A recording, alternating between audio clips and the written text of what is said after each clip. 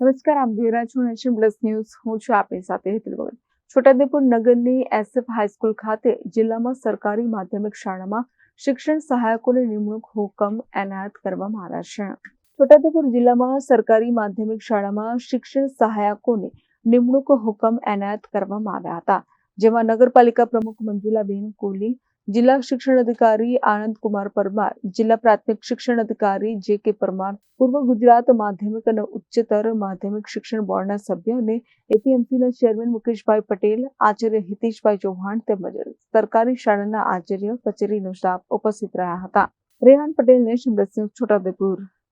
સમાચારોના સતત અપડેટ મેળવવા માટે અમારી નેશન પ્લસ ન્યૂઝની YouTube ચેનલને સબસ્ક્રાઇબ કરો, બેલ આઇકન દબાવો અને જોડાયેલા રહો Facebook, Instagram અને Twitter પર.